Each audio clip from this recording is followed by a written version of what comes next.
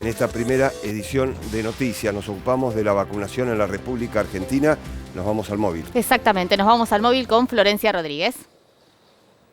Buen día, Verónica, buen día, Pablo. Sí, faltan pocas horas para que llegue un nuevo vuelo de Moscú con más dosis de la vacuna Sputnik V, pero mientras tanto, la curva de contagios del coronavirus en nuestro país está en descenso. En los últimos días, los casos se mantuvieron estables y hasta hubo bajas respecto a los primeros días de enero, que las reuniones sociales, las vacaciones habían despertado un pico en la curva de contagios. Pero además hay mucha preocupación por el próximo comienzo de clases y además mucha incertidumbre con el tema de la vacunación. ¿Qué pasa con la vacunación en personas de riesgo, en personas embarazadas? Pero para hablar más sobre este tema, estamos con la doctora Leda Guzzi. Ella es médica infectóloga. Buen día, doctora. A casi un año de haber transcurrido esta pandemia y ya habiendo superado los 2 millones de contagios, en realidad conocidos, porque en realidad muchas personas fueron asintomáticas y nunca se supo que tuvieron la enfermedad. ¿Qué balance podemos hacer? Sí, la verdad es que la curva ha presentado una modalidad, si se quiere, bimodal hasta el momento, desde que comenzaron a avanzar los casos y tuvimos un pico muy importante en los meses de septiembre y octubre. Cuando la curva estaba descendiendo y había llegado hasta un promedio semanal de 6.000 casos, tuvimos un rebrote nuevamente que se extendió desde la primera quincena de diciembre hasta la primera quincena de enero, con un pico de 12.000 casos diarios y que ahora fue descendiendo lentamente, por suerte, y esta semana el promedio de casos diarios es de 7.300. Lo mismo los indicadores epidemiológicos que marcan el color del semáforo epidemiológico. En la mayoría de los departamentos y jurisdicciones del país está en amarillo y en verde. Así que son datos muy alentadores para arrancar el año. ¿Qué sucede con la vacunación? Porque había muchas dudas sobre la aplicación de las diferentes vacunas en personas de riesgo y también en embarazadas. Y se conoció un caso de una embarazada que era personal de la salud que se aplicó la vacuna y su bebé ya había generado los anticuerpos. ¿Qué sucede con estas cuestiones? A ver, el caso fue así. Es una mujer que es personal de salud, que estaba embarazada y que en la semana 36 de gestación recibió la vacuna Moderna. El nacimiento se produjo 3 semanas después y al nacer el bebé se tomó una muestra de sangre de cordón, que la sangre de cordón es del bebé, y en esa sangre se encontró un adecuado nivel de anticuerpos que probablemente hayan sido por pasaje transplacentario. O sea, esa es la hipótesis más fuerte y por lo tanto sería una protección pasiva del recién nacido, como sucede con las vacunas que son obligatorias y reglamentarias durante el embarazo, que son la vacuna antigripal y la vacuna triple bacteriana celular. Estas vacunas producen una protección indirecta y pasiva de los recién nacidos por el pasaje de anticuerpos, ya sea por vía placentaria o bien a través de la leche materna. Y es algo obviamente muy interesante, ¿no? ¿Qué sucede con la vacunación en las personas de riesgo? Sí, la realidad es que hace 48 horas se hizo una ampliación de la indicación de la vacunación acá en Argentina.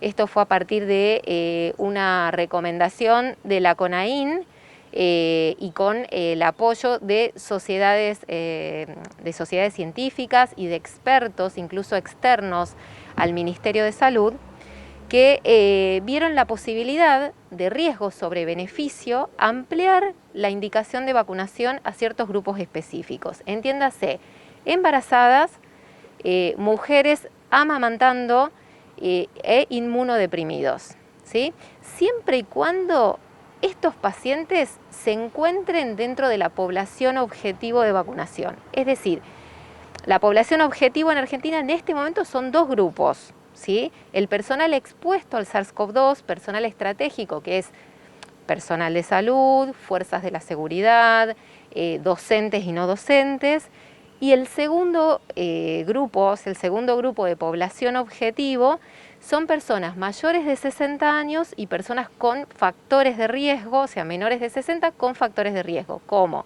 diabetes, obesidad, asma, cardiópatas, etc. Entonces, para sintetizarlo, porque por ahí se hace confuso, si una mujer, por ejemplo, está amamantando y es personal de salud, riesgo-beneficio es mucho más conveniente que esa señora se vacune, porque está en la primera línea de atención. Es una vacunación optativa. O sea que las personas que cumplen estas condiciones y que son población objetivo de vacunación debería o podría recibir la vacuna. De cara a un próximo comienzo de clases, ¿se espera un disparo en la curva de contagios? La realidad es que esto va a depender muchísimo del nivel de circulación viral en la comunidad. Yo creo que hay 3 condiciones fundamentales para poder pensar en un regreso seguro al aula.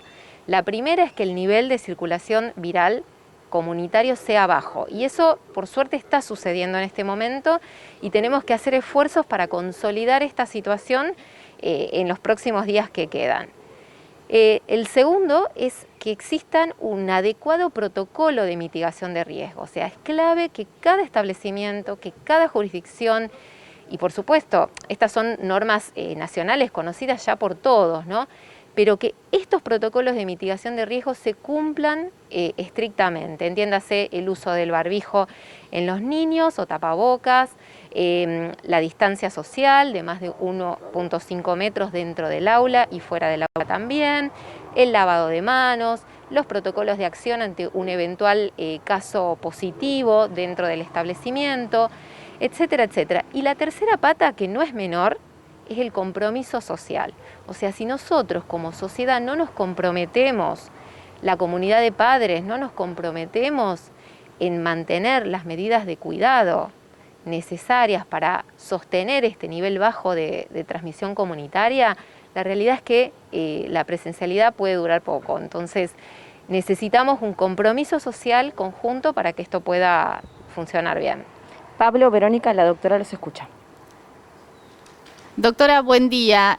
Hay mucha circulación de información, a veces sobreinformación a propósito de la vacuna. Y hace pocos días se decía que aquellas personas que han superado el coronavirus podrían quedar inmunizadas con una sola dosis de la vacuna. ¿Esto es cierto o es más información que está circulando sin comprobación científica?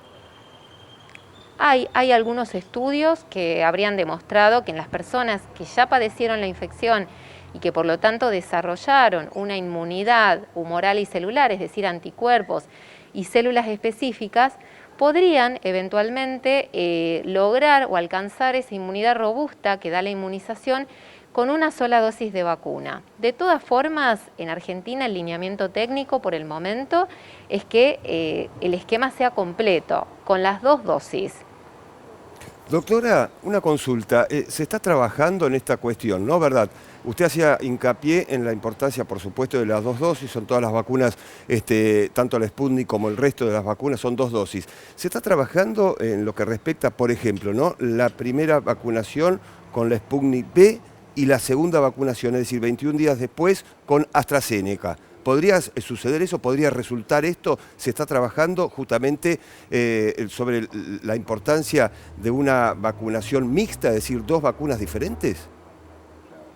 Podría ser una estrategia que termine siendo costo efectiva. Ajá. Y que termine dando beneficios en términos de, digamos, en términos económicos y en términos de inmunogenicidad.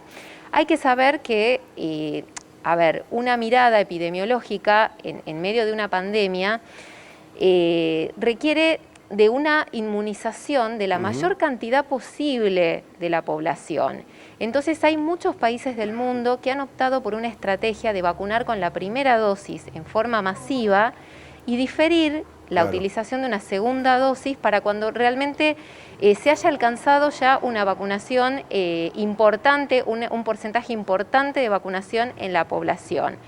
Acá en Argentina, en principio, el lineamiento técnico que se ha barajado es completar las 2 dosis con un intervalo mínimo de 21 días, y hago hincapié en el mínimo porque puede ser mayor, con las 2 dosis de la misma vacuna, pero no se descartan estrategias como las que vos mencionabas que podrían ser de utilidad.